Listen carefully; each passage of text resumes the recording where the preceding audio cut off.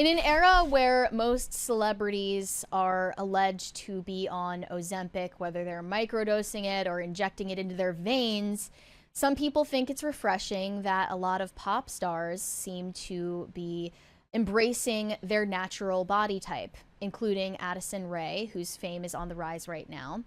I saw this TikTok where a girl said, "Can we talk about Addison Rae's body and how amazing it is that girls finally feel great about their bellies because there's finally a celebrity with a real body and no Ozempic shit." And she said, "Legit, I was hating on my belly all my life, and seeing someone rocking it with the same body type is so refreshing." And the first response said, "Can we not talk about that?" Because they perceived it as insensitive for her to be even commenting on Addison Rae's body type and what she looks like, even though she had good intentions to start with. There is a 20 from Phil that remains. Hi, Phil. The infinite ways in which humans can suffer demands one be grateful for every moment of respite. He's 110% right. He put into fewer words, more cogent, and more meaningful than any way that I could, because I tend to go off on rants about this type of stuff, and it never hits the same. Thank you, Phil. Thank you for chiming in, Phil. And some of the comments were quite illuminating. One said, "Girly, the pop girls are fat. Addison Rae, Tate McRae, Sabrina Carpenter, and that's okay to say it. Glad that the music and entertainment industry has evolved. Now more female artists are accepting themselves." So let's just show some pictures of Addison Rae, the fat girl in question. This is the fat girl. The fat girl. About. Yeah, she's really, honestly, just morbidly obese. It's disgusting. when I think of a heifer, this is exactly. She's on the mobility scooter at Walmart. This fat girl. I think I saw her on an episode of Plus Size Park Hoppers. And then in these pictures, which drew a lot of comparisons to Britney Spears, she's at the gas station holding a Diet Pepsi, very on brand. I'm fat, right? It is very early 2000s for a celebrity to be drinking soda. It's actually one of my favorite tropes of television shows. One thing you don't see anymore, you don't see characters just drinking soda. They're always maybe they're drinking wine with dinner, or the whole point is that they're drinking liquor. But if they're drinking something non-alcoholic, it's usually water. If you're not aware, Addison has a single called Diet Pepsi. That's why. But that's it's also the fatty they're talking about. Very early 2000s for a girl who looks like this to be called fat or chubby, which might be proof that the culture is changing, that our beauty standards are changing, if this is now considered chubby or fat or overweight. But yeah, I don't understand what this girl is talking about, Addison Rae. I think they were saying that belly in this case is a slur. Yeah, they were saying that is an insensitive term with negative connotations. Otherwise, it would be stomach. Addison Rae is obviously a slim, athletic, muscular, healthy-looking young woman. She doesn't look like she's underweight or malnourished, but she's also not fat. I would say to many men, specifically, she's the ideal. She is the beauty standard. But, maybe she's just not Ozempic skinny. She's not looking like Ariana Grande, therefore she's fat. Now, this girl got a lot of backlash for saying that Addison Rae is a body positivity icon, because personally, I understand if someone looked at a picture of me and called me an icon for body positivity, I would take offense to that. I think the thing is, because the implication is that you're not conventionally attractive, and the implication is that you're fat. I feel, okay, so I'm not like a modern pop music fan, and I think stans are maybe the most treacherous group to ever be thrust upon society. But the idea, you have to truly love mind-numbingly over-dramatic human interaction to engage in these spaces. And every time they post something like this, they have to know that they run the risk of being dogpiled by the absolute, I guess, meanest people you could ever hope to meet. You must know that it's rage baiting, though, right? It's gotta be, right? Like, it's got to be an attention grab to say that Addison Rae has a fat belly, because I'm not seeing it. And she followed up saying, "Not me making a video about how inspired I feel by Addison Rae's body, but using the word belly because I had no idea it had a negative connotation, and finding out people completely missed my point." And then someone responded saying, "I know you probably meant good intentions, But this is actually having the opposite effect because it's saying Addison doesn't fit the beauty standard and that her body is bigger than others. Therefore, people with her body type are not accepted. She said, I never felt represented by the media and I have a normal body. However, I've been told all my life that I have a big belly and unfortunately, it's made me feel super insecure. Hence, I grew up in post-Soviet country where women are heavily judged based on appearances. So God forbid, I discussed noticing a shift in the society where we perceive as beauty today. I find it refreshing seeing or hearing people online that look more like me. It makes it easier to wear whatever I want and not obsess over reaching unattainable beauty standards. Yes, I love seeing bodies like mine represented. But it's like, how do you think Addison Rae would feel after seeing a post like that? Yeah. You know? Backhand full of knuckles with that compliment. She's just a girl at the end of the day. And, you know, I don't think I would want to be called a body positivity icon. That's the most backhanded compliment I've ever heard. Yeah. A backhand full of knuckles, as you would say. It's like when somebody says like, oh, I wouldn't wear something like that, but you really pull it off. Right. And I see people bringing up examples of the way that the media used to talk about women's bodies all the time, especially in the 2000s when Britney Spears was at her peak.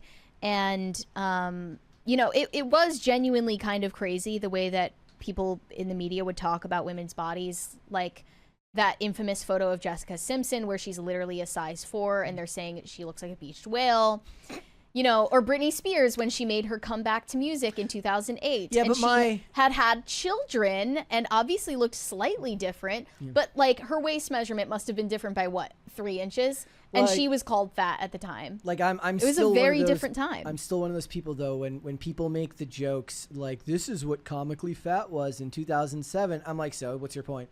Yeah, I don't think it's something that we need to like, you know, lash ourselves over. Like, I don't feel like we have a collective societal guilt for having different beauty standards in the past, but we just don't live in that culture anymore. Somebody in the chat says, what does this broad look like? I'll put a picture back up on screen. As you can see, not fat. Yeah. I mean, she is already doing something vastly different than what most women do, and she's not wearing high-waisted leggings. She's wearing... Low waist is back. Yeah. Low rise is back. See, I made everything. the comment long ago that in an age where people are generally fatter than they used to be, having a flat stomach is a sign of superiority in the culture. Yeah. It's a flex now to be able to wear a shirt that shows your stomach if you're a woman because, you know. That's why people get so mad at it when they say low rise is back. You know, they're not ready. They didn't catch up with the trends. But, yeah, I mean... Oh, he's saying the girl doing the complaining. Is that the girl in the picture? You can't really see her. The girl doing the complaining? Yeah. Oh, she's in a loose shirt, so it's not like we would be able to tell anyway. Probably because she's insecure about her belly. But, you know, if she looks like Addison Rae, she has nothing to worry about. Correct. I just think it's funny that Addison Rae is now being, you know, praised for resisting Ozempic culture. And Tate McRae as well. These two are not quite on the level of a main pop star yet, but they're on the way there. And they also do a lot of dancing. They're athletes.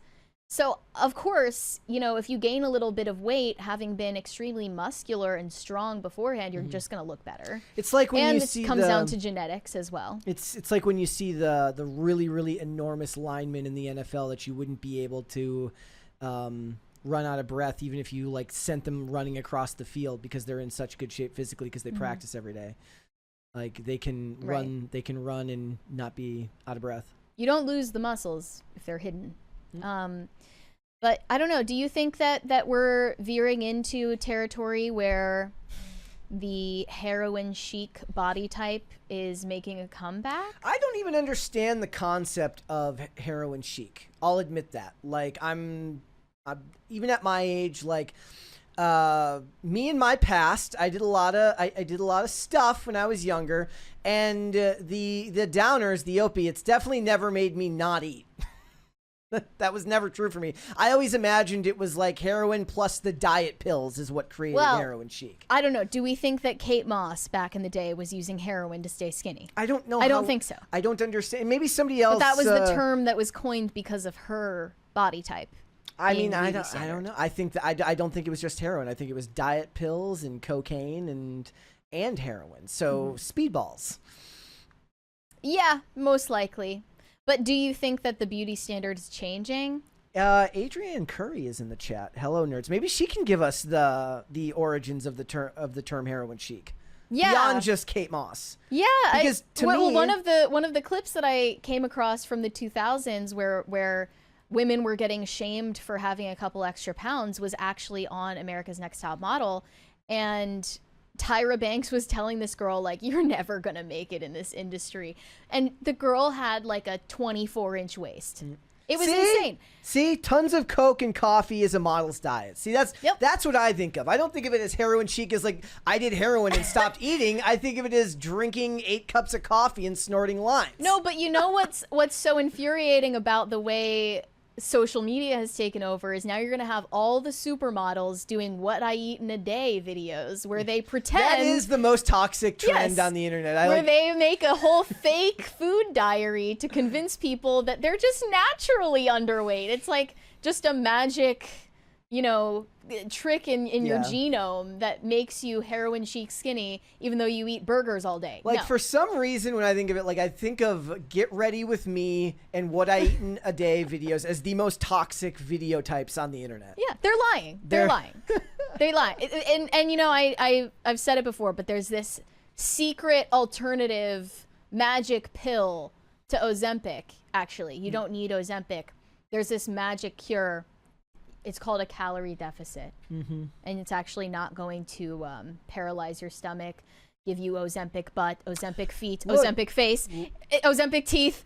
It's not going to give you any of those side effects. Yeah, people. And now, I just learned the other week, Ozempic penis for men. Or Ozempic penis. Which probably just means that their stomach, like, they can finally see it because their stomach shrunk. Yeah, I It's had a not bigger, lot of they can just- questions and no answers. I have a lot of sympathy because it's like for somebody like me, like I'd like to lose 10 pounds and I skate and get a decent amount of physical activity, but my job is just every other job that I've ever had. I was always on my feet. So this is the first time I've ever had a job that required me to be relatively sedentary. Well, to be fair to us, today there were a bunch of sandwiches We shipped didn't go get them. into the warehouse, and neither of us ate one of the sandwiches. For me, that's mainly because there's only one type that I like, and it's always gone by the time we go over there. So I just didn't. No, even it's bother. because we're skinny legends. If there was, I did give up the energy drinks to get rid of the sugar. I still have I have a couple of 5-hour energies a week, but the whole point was it wasn't the caffeine that bothered me. It was the sugar, and then you can't do the sugar-free ones because it's got the erythritol, which is gonna like set your heart on fire and kill you. Apparently, it's all a thing. And for me, it's mostly I go in like waves where it's a matter of like I'll snack too much for a period of time and I'll feel like a piece of shit, and I'll cut back for a couple of weeks and then it'll creep back in. And in general, it would be great to just cut it out all entirely, but at the very least, being aware of like your bad habits and reeling them back in intermittently is better than just thinking you can eat and do whatever you want and let yourself become a slob. So Well, I'm gonna give my actual real skinny secrets. go for it. Pickles, bone broth, Halo Top ice cream. Okay. That's it. Oh, and also electrolytes. What about olives? I don't eat olives. I'm saying, but is that also like? Are there any calories in pickles? Nope. Okay. No. Good. I just love them. I literally do buy like baby dill pickles and then intermittently. Amazing. Yeah. That's my skinny secret for the day. Thanks for watching. Listen to full episodes of Pop Culture Crisis on Spotify. Keep up with us on social media and make sure you subscribe and ring that bell so you never miss the show. Bye, guys.